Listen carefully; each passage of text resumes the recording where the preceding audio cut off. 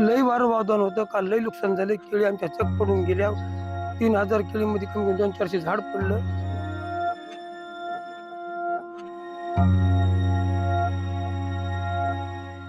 या वाऱ्या वादळामुळे बारीक सारीक झाडं चक झोपी गेली इकडे तिकडे अशी तशी. लई नुकसान आहे आमचं. आज अक्षरशः वावरातही येऊ वाटणं आले.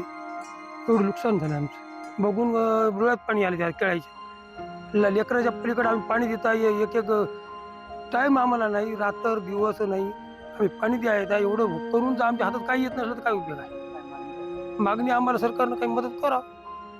आताच्या कंडिशनमध्ये येऊन बघा अक्षरशः आमच्या वावरात काय नुकसान झाले ते, आणि मग द्यावं आम्हाला काहीतरी मदत, अशी आमची मागणी आहे. माझी 3 एकर हळद होती. हळद काढली. हळद काढून शिजवून सगळं झालं. पण काही अवकाळी पावसामुळे खूप मोठं नुकसान झालेलं आहे. पूर्ण जी हळद आहे सर्व भिजून गेलेली.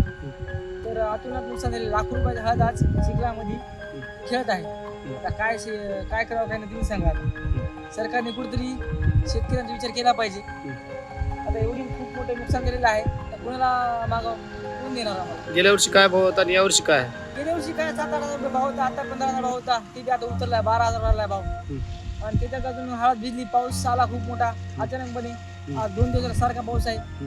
पावसामुळे आता हळदीचं कसं पूर्ण चिकन होऊन गेलं हळदीचं. त्याचा 1 रुपया सुद्धा गाडी मोल विचारत नाही कोणी बाजारामध्ये आता. त्यामुळे सरकारने कुठेतरी विचार करायला पाहिजे शेतकऱ्यांचा. आता काय काय नाश झाले अंदाज? आता केळी बघा, केळीचं भरपूर संपूर्ण केळी जी आहेत वाऱ्या वादळामुळे संपूर्ण लहान झालेली आहे. केळीचं पण खूप मोठं नुकसान झालेलं आहे. दुसरं पीक माझ्याकडे केळी आणि हळद होती. 5 एकर शेती आहे मला. 3 एकर हळद आणि 2 एकर केळी आहे. आज 2 दिवस झालं मुसळधार पाऊस चालू आहे. अवकाळी पावसामुळे शेतीमध्ये आपल्या केळीचे आणि हळदीचे मोठ्या प्रमाणात नुकसान झालेले आहे. ते आपण पाहू शकता. म्हणजे पाठीमागे 2-3 एकर हळद होती. त्याचा माल आम्ही इथे साठवलेला आहे. अतिवृष्टी झाल्यामुळे आमचा माल काहीतरी आशा होती की बा या मालावर आमचं काही कर्ज कमी होईल, पण अति पाणी झाल्यामुळे आमचे मोठ्या प्रमाणात नुकसान झालेले आहे. केळीचे पिकाचे पण झाडं मोडून पडलेले आहेत. अंदाजे किती क्विंटल होत होती?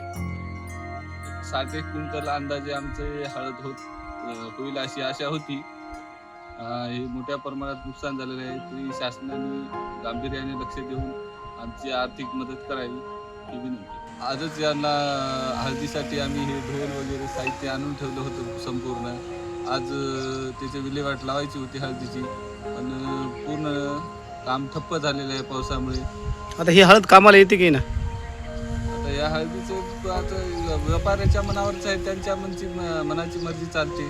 काय भाव देतील काही सांगता येत नाही. लोकशाही मराठी ऐका, पहा, जागरूक रहा.